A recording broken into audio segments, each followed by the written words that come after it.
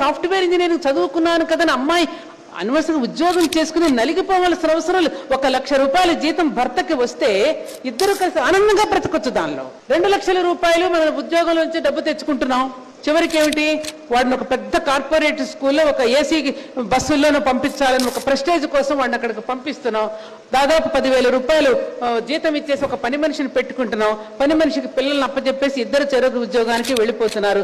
రాత్రి వచ్చేసరికి అలిసిపోయి ఏదో ఒక మాట మీద ఇద్దరికి తేడాలు వస్తున్నాయి. పోటాడుకుంటున్నారు, కొట్టుకుంటున్నారు, పోలీస్ స్టేషన్లో కేసులు పెట్టుకుంటున్నారు, విడాకులు వచ్చేస్తున్నాయి. ఈ ఉద్యోగాలు మనకు అవసరమా? ఏనికి ఉద్యోగం? ఏది ఉద్యోగం? ఏది సద్యోగం? ఏరా నీకు ఉద్యోగం సద్యోగం లేదా అంటారు. ఏమిటి ఆ ఉద్యోగం అంటే ఏమిటి? సద్యోగం అంటే ఏమిటి? యోగంగా జీవించటమే ఉద్యోగం, యోగ పద్ధతిలో జీవించటమే సద్యోగం. యోగ కర్మ సుకౌశలం.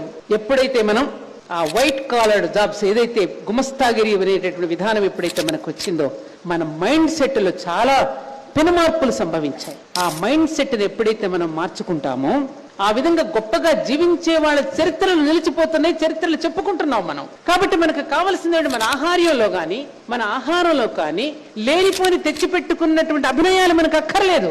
ఏమంటారమ్మా? అవసరమా? అవసరం. నేను ఎలా బ్రతుకుతున్నాననేది కావాలి, ఎలా జీవిస్తున్నాను, నా జీవన విధానం ఎలా ఉన్నది అనేది నీకు ఆత్మసంతృప్తి కలిగించాలి. నీకు ఆత్మసంతృప్తి కలిగించినట్టు దాన్ని చేసి ఏమిటి ఉపయోగం? కాబట్టి ఆ మధ్య ఒక కార్టూన్ చూశారు. సాఫ్ట్వేర్ ఉద్యోగాలు ఒకప్పుడు అటకెక్కిపోయి నానా రకాలైన కలకలం రేగింది మనకు హైదరాబాద్ లోనే.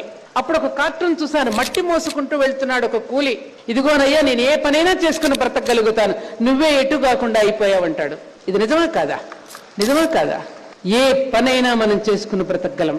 ఒక భిక్షగాడు వచ్చాడు ఒక ఆయన దగ్గరికి భిక్షం అడగడానికి. అప్పుడు ఆయన అడిగాడు, నీకు చెయ్యి కనుక నాకు ఇస్తే నీకు 3,000 రూపాయలు ఇస్తానన్నాడు భిక్షగాడిని.